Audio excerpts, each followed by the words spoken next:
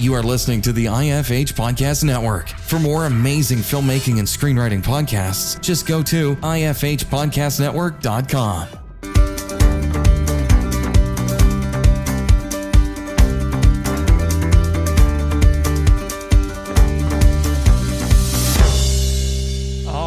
Welcome to the Successful Screenwriter Podcast, where we discuss anything and everything screenwriting. Here we interview successful screenwriters and filmmakers to find out just what it takes to make it in the industry. Just a heads up, this episode is brought to you by my book, The Guide for Every Screenwriter, which has been listed as one of the best screenwriting books of all time by the Book Authority. If you're looking for something that reveals the secrets of screenwriting in an easy to understand and engaging way, then this is the book for you. You can find The Guide for Every Screenwriter at thesuccessfulscreenwriter.com/books. Now, on to the show. All right, welcome to the podcast. We have on a super awesome guest today, Jordan Rosenfeld, the author of A Writer's Guide to Persistence. Thank you for being on with us. Thanks for having me. I'm excited to be here. Well, I enjoyed the book. I read the book, and it was great when I can read a book, and I really feel it's speaking to me, especially when you're kind of going through, a stage. You're like, okay, am I doing this right? Does this matter? How do I keep going? And I think your book is perfect for that.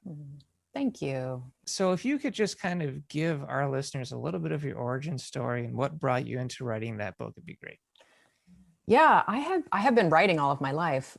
However, and sort of starting to stake out a career for myself as a freelance writer by the time I was in my 20s and early 30s.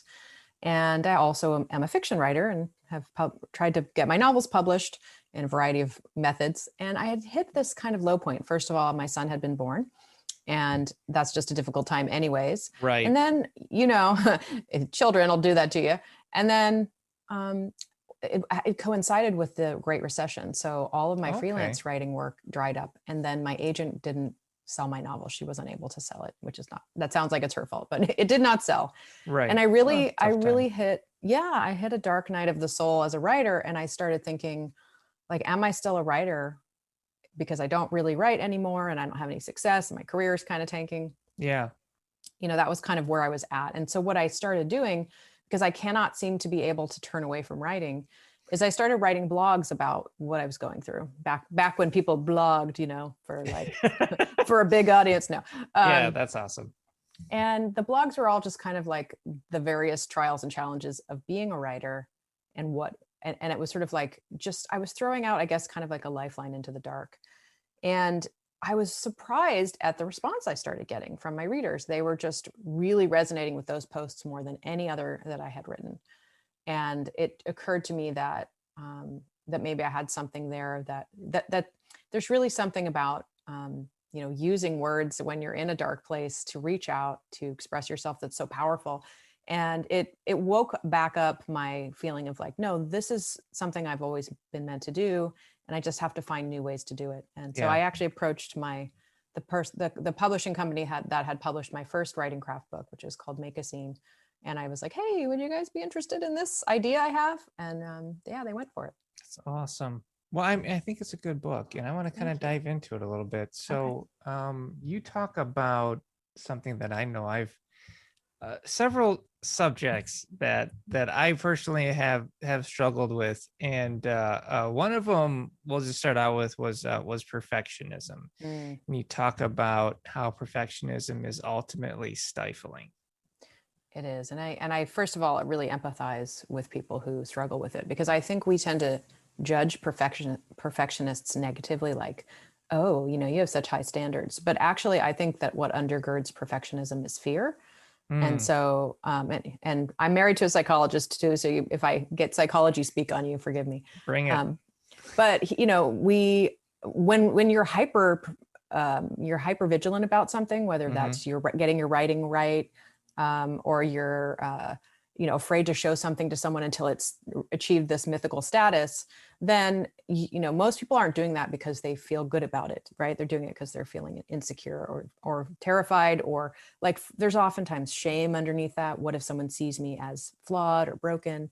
And so for those writers that feel like they can't show their work to anyone else, or they can't call it done until they've basically, perfectionisted themselves into a state. It's not, it's totally a word. Yeah. Into a fit, right? Then I really encourage, here's the part where I'm not a therapist, but I encourage people to really look at what underlies that block, and maybe seek some support or look at that more closely, because if it's holding you back in your writing, then writing is supposed to be, at least in part, a joyous process. Yeah. Some part of the stage, if it's all torture, you're probably doing it wrong. It's funny you say that. I have a favorite quote that Jonathan Nolan said about writing. He said, "I hate writing. I love having written." And that resonates with me because the process can be so arduous. But I heard you speaking what sounded like maybe a little bit of perfectionism can be imposter syndrome. Is that what you were kind of hinting at? I think it can. And imposter syndrome is interesting because it affects women more often than it affects men. That's not to say men don't have it, but statistically, and so imposter syndrome, right, is where you may actually be a high performing person or functioning really well, but underneath it, you feel this constant sense of that you're going to be found out as not good enough, not capable, you're a fraud, right? Yeah. And I think that all of that stuff, like this is the stuff where I'm not the professional who can say why and how these things come to be, but I do think that looking at whether or not that exists for you is important, and because it can be treated, like you can talk to someone about it, you can look at the origins, and you can work on it. And I've actually had, I would say, almost crippling imposter syndrome myself on and off for years. And people look at me and say, "You're so productive and you do so much," and it's like, yeah, but you don't know what agony I go through on the inside. So I'm happy to say that I've worked through quite a lot of it, thanks to things like therapy and whatnot. But I really appreciate your honest take on that. I think a lot of people are afraid to be honest with that, especially if they've achieved a certain level of quote success, right? I mean, I can be honest with you, I have long suffered with imposter syndrome, and people kind of follow this podcast and read the blogs, those things that people used to do, and in my book and all that stuff. And I'm really glad to be able to provide value, but deep inside, I think we all, or at least I've seen a lot of writers have that, what if they figure it out, like what if they really don't know what I'm doing? But it's just whatever bursts that, it's there. And I think being aware of it and still trying to be honest with your truth, I think is where you kind of, at least what I found, is slowly overcome that. It's that transparency that you're talking about. Like, so if I can admit to my imposter syndrome and then you can admit to yours, it's like, it starts to open the door and you start to realize you're not alone. And I feel like that's kind of the whole impetus behind my book, was just, I want to let other writers know they're not alone and there are things that they can do. But I also will say this, I think if you have imposter syndrome, there's a very good chance that you are not a narcissist, and that is a good thing. So that is so true. That's the silver lining. Well, because here's the thing. I've met a lot of writers or even producers who are quite narcissistic in their approach and almost build these kind of weird mini cults around them because they have such deep inherent insecurities. I've seen that. And so it's just, even in those people that you think these people are amazing, like they're still like a scared person too, but that's how they've kind of overcome it. Whereas if you have like imposter syndrome, you're just like, I don't know why I'm in this room, Exactly. And I've had the privilege of sitting with Emmy Award winning directors and working with them and being amazed and getting read at studios and having quote, all these achievements. And then at the end of the day, I'm like, I'm just a dude that likes Star Wars. Yeah, exactly. And that's what, your audience or people that you interact with love to know, because we have this vision, of success as being this like plateau upon which your whole life becomes perfect. And you never have a problem again. And you're sort of achieve some status. And I think it's important for us to know, like, okay, so if you make millions, like you're not just like everybody else, but successful people are just like everybody else to a certain degree. And absolutely, they probably have things you don't see on the inside. I enjoy 2-ply toilet paper like any other person out there. Exactly. Celebrities. I had to. All right. So let's talk about workaholism, because this is something that I have really struggled with. I have I'm not trying to put you in a therapy session, but That's fine. I just feel like your book for me was like reading this book. I felt like this book is giving me a hug right now, because it's Aw. talking to all these things that I have struggled with on my journey. I've been writing for over 15 years. And Yeah. so over my journey, these are all things I've gone through. I was like, this, she gets it. Now I got to get her on my show. Right. I mean, that's where my mind went. Awesome. So, but yeah, workaholism. I want to like, how have you adapted to it? Because essentially for me is my wife telling me I have to take a day off and then me listening to her. That's good. That you can listen part. Workaholism is an interesting thing too, because I think we all come by it for different reasons. I'm pretty clear on where mine comes from some of my childhood experiences that were, for lack of a better word, traumatic, or created a sort of situation in my life where I sort of like have to keep in motion. That was kind of the under like, and so, and I think also like when you find that thing you're good at, and it feeds back, there's that feedback loop, you kind of want to keep doing more of it. So there's like a little, almost like a high you can get for, that's what I find from fellow workaholics, right? Yeah. So it's been a problem. There was a time in my life when my husband would ask me for a day off and I would not take it, and I would be like, okay, I took one thing off the calendar. And it's like, so really the thing that humbled me the most was having a child. And I'm not, this is not my recommendation. This is not my advice. Go out and have a child. But what it did, obviously, children force you onto their agenda, not your own. Yeah. And it really slowed me down. And at times when I didn't want to slow down, but had no choice and benefited from it. And so, and I have come and gone from it. I still struggle to say no to work, but I'm getting better. I am getting better, I swear. It's a work in progress. So again, it's another thing that I think you have to be honest with yourself. Like, do I work too much? Why do I work too much?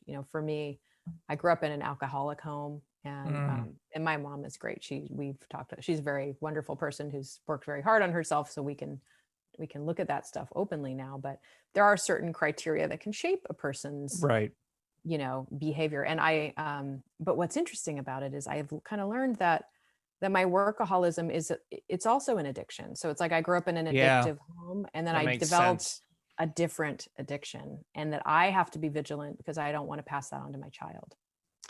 Wow. Yeah, I know. This is like totally off the subject of writing now. No, we are on the subject of humanity, really, but that's what a writer does. A writer tells the story of humanity. And so we have to experience it in order to be able to tell it. And I know from my own workaholism, I always found I felt like I came to the game too late in life. I spent my younger years wandering. And so then when I finally found what I was good at, which wasn't until mid to late 20s, I went, okay, then I leaned into it, but it took a long time. And then I also think, like, culturally, you get stuck in the American work ethic, which is all work and no play, which is so true, which is incredibly unhealthy. And then I had a quote cardiac event or a heart attack at 30. Oh my gosh. And that, you want to have a new look at the world, that'll do it for you. And so when that happened, I said, okay, what changes do I need to make before I end up on this stretcher for good? And so then I reassessed my life. And so, I kind of look at that as a blessing, but then at the same time, I do have to, you have to create that balance for family and really be there for the ones that support you.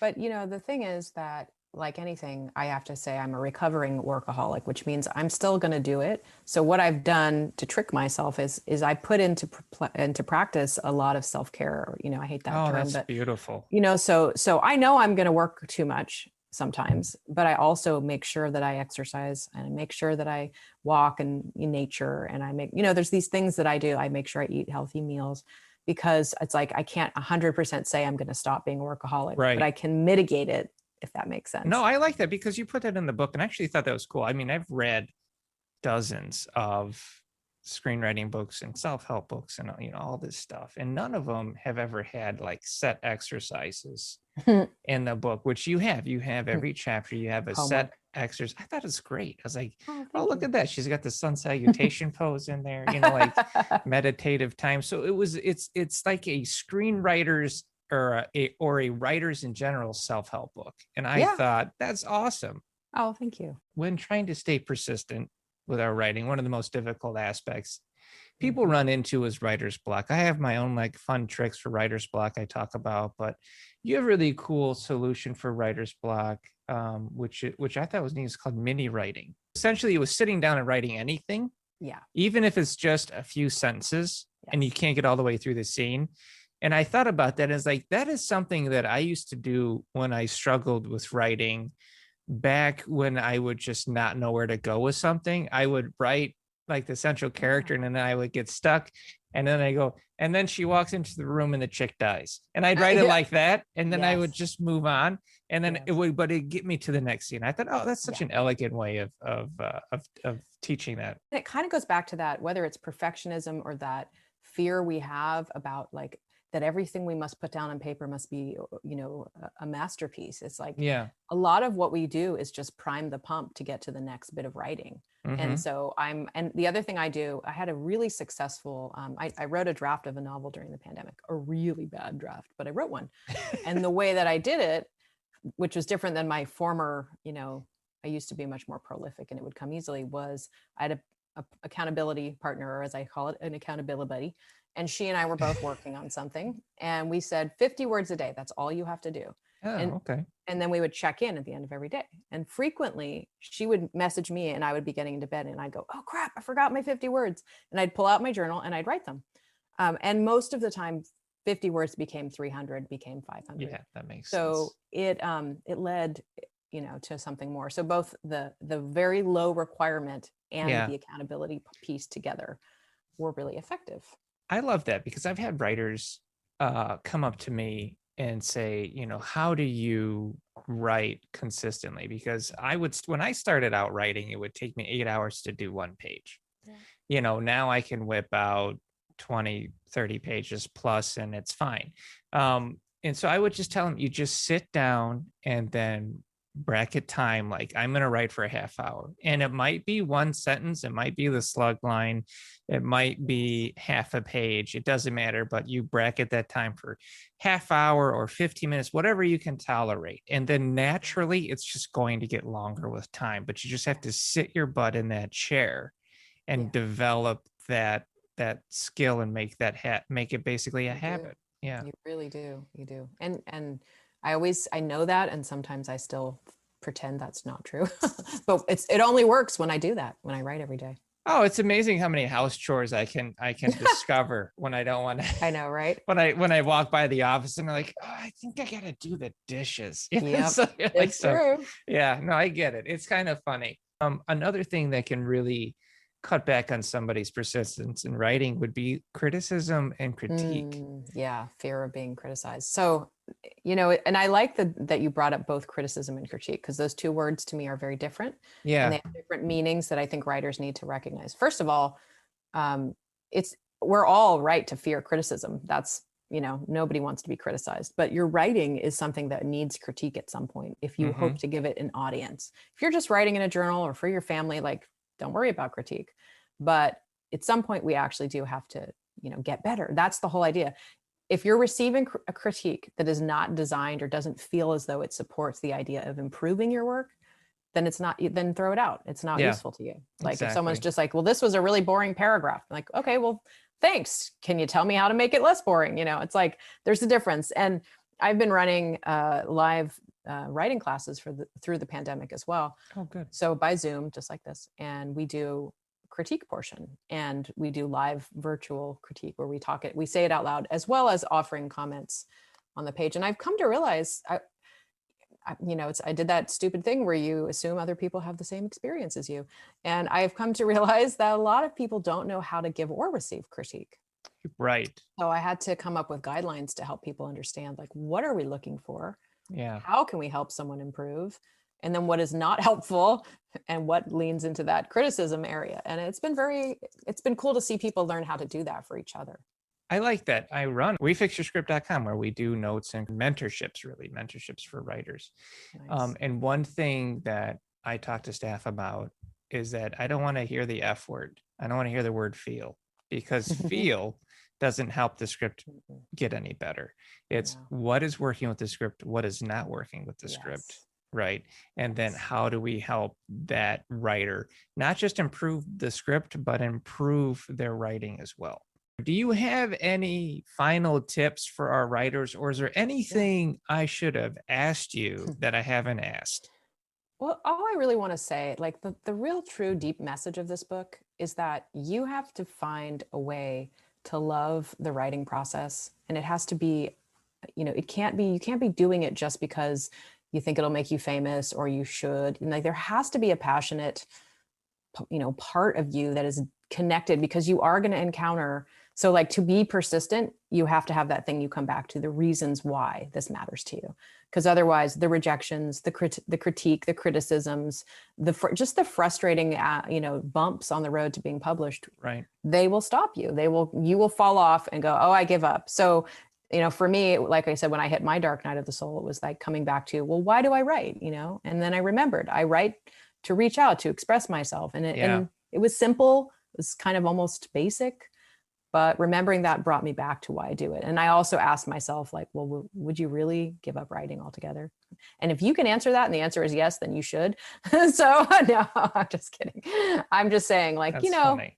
Figure out why you're doing it and connect to that source, and you will persist. I hear you. And the funny thing is, for me, I discover more about myself the longer I've been doing this. Initially it was because of something I enjoyed, and I just felt like I was somewhat kind of good at it. So I was like, wow, I'm finally good at something. So I'll just keep doing this.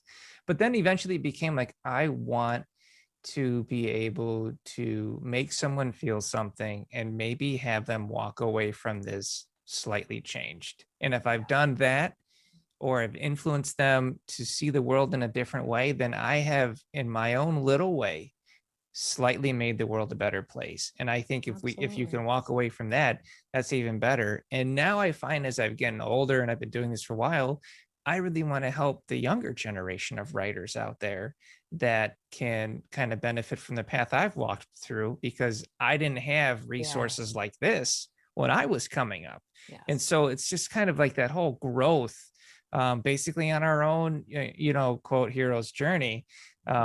But I will tell you, for some reason, I keep running into a dark night of the soul. Like, you think you get beyond it, then you're like, oh my God. It's crisis points, right? If we're going to talk story structure, you just have little crisis points. There you go. I love it. Yeah. And then I have to pig out on bad food, and then I feel better.